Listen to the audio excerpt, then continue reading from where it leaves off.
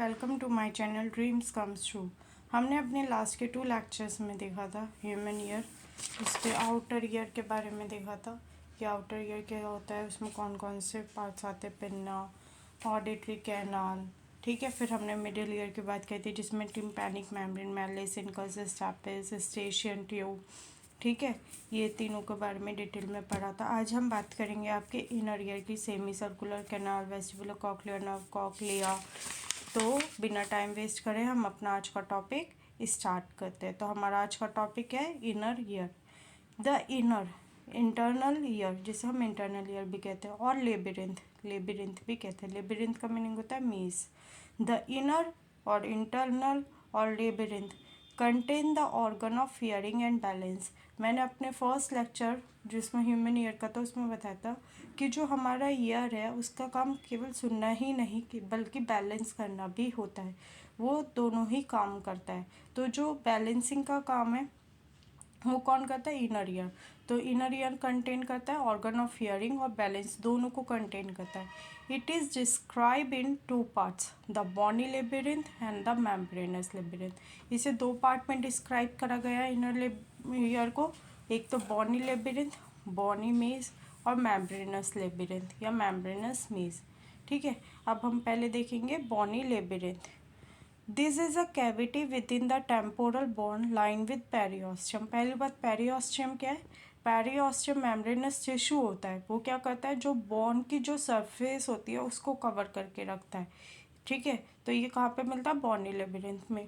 ठीक है, this is a cavity within the temporal bone line with periosteum. ये वो कैविटी है जिसमें जो टेम्पोरल बोन है वो लाइन होती है किससे? पेरियोस्टियम से। ठीक है, पेरियोस्टियम क्या है? जो बोन की सरफेस को कवर रखता है, इसलिए। ठीक है, it is larger than and encloses the membranous labyrinth of the same shape that fill into it. It like a tube within a tube between the bony and membranous labyrinth. ठीक है, ये क्या है? ये लार्जर है किससे? Membranes labyrinth से।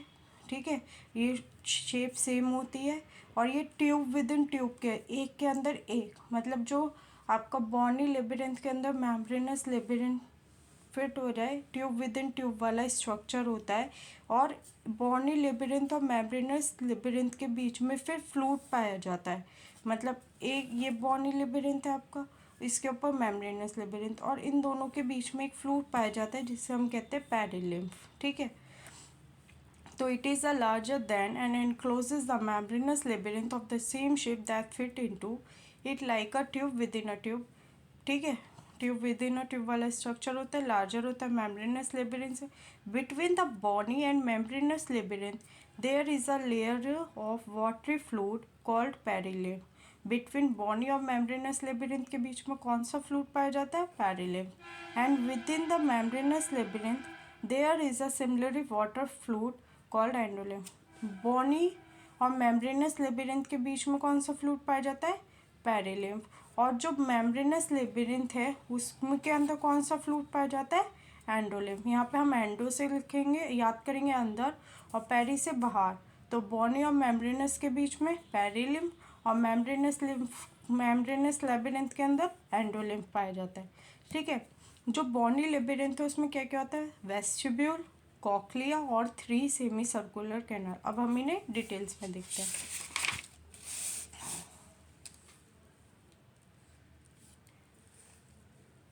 The vestibule, this is the expanded part nearest the middle ear. It contains the oval and round window in its lateral wall. Vestibule क्या है? एक्सपेंडेड और नियरेस्ट पार्ट है जो मिडिल ईयर के पास में पाया जाता है। और जो हमने कल ओवल और राउंड विंडो की बात कही थी वो कहाँ पे मिलती है? इसकी लेटरल वॉल में। वेस्टिब्यूल की जो लेटरल वॉल है वहाँ पे ओवल और राउंड विंडो होती है।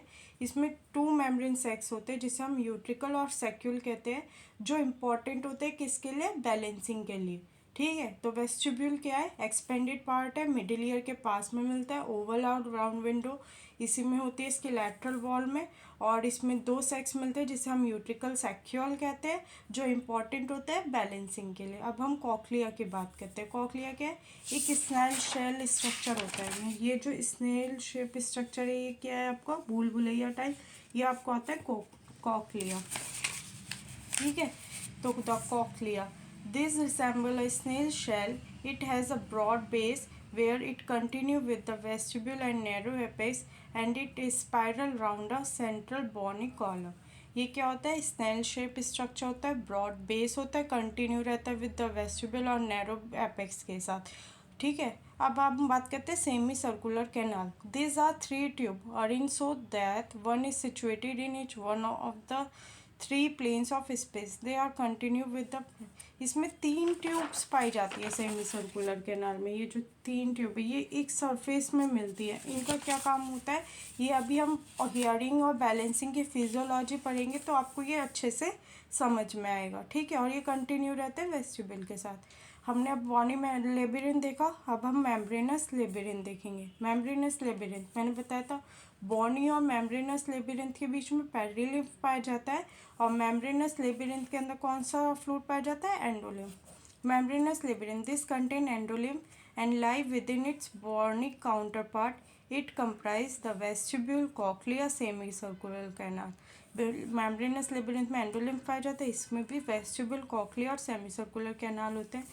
कॉक्लिया हमने देखा था स्नेल शेप स्ट्रक्चर होता है, cross section of the cochlea contain three compartment.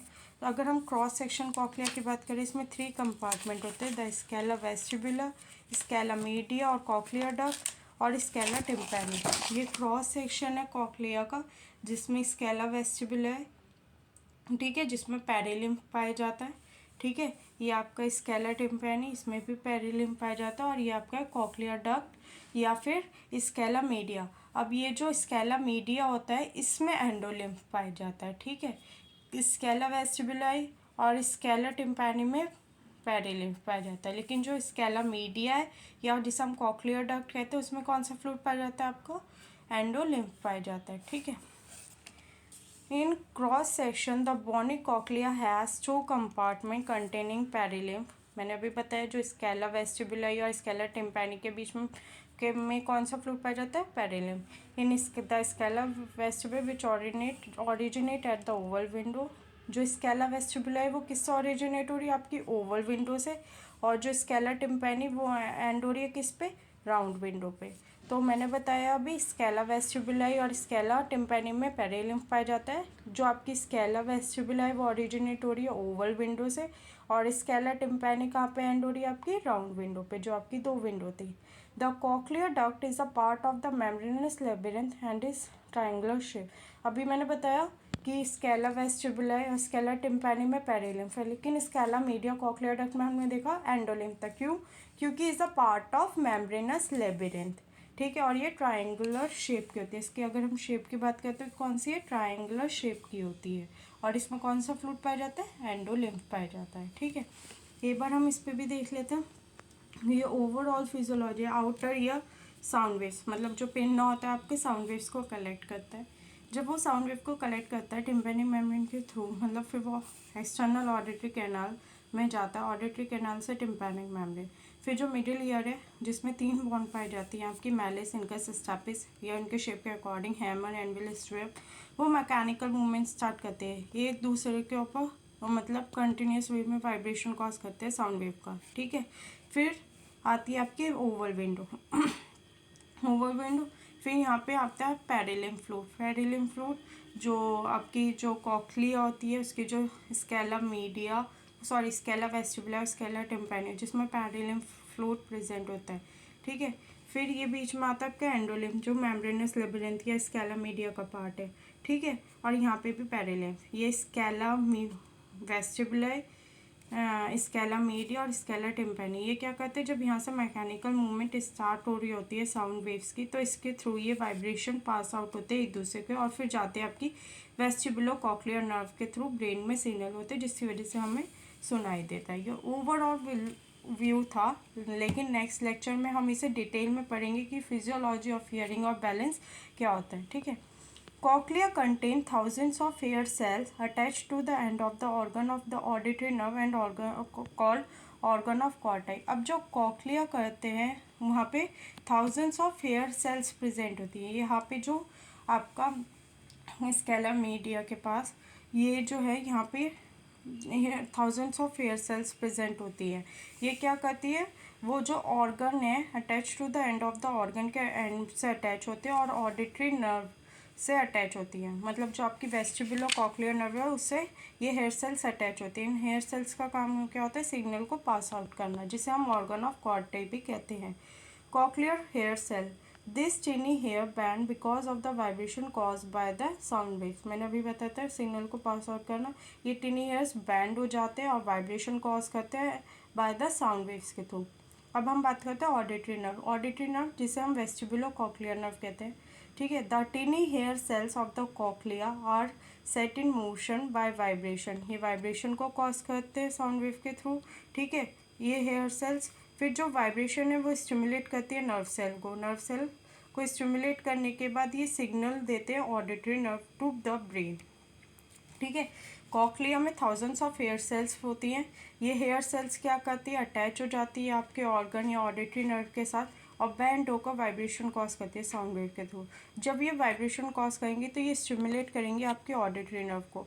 Auditory nerve कौन सी, आपकी वेस्टिबुलो कॉक्लियर नर्व। जब ये वेस्टिबुलो कॉक्लियर नर्व को स्टिमुलेट करेगी तो ब्रेन तक सिग्नल जाएंगे। जब ब्रेन तक सिग्नल जाएंगे तब जाकर हमें सुनाई देता है, ठीक है। Auditory nerve receive the electrical impulse generated by the ear and pass this information up to the brain so it can be interpreted। तो वही ऑडिटरी नर्व रिसीव करता है इलेक्ट्रिकल इम्पल्स और जनरेट करता है ईयर में और पास होते हैं इन्फॉर्मेशन ब्रेन में, सो ये इंटरप्रेटेड। लेकिन ये जो काम होता है पूरा का पूरा ये होता है हमारा पूरा माइक्रो सेकेंड में। तो हमने देखा अपना आउटर ईयर देख लिया, ठीक है। फिर हमने देखा मिडिल ईयर क्या होता है, ठीक है।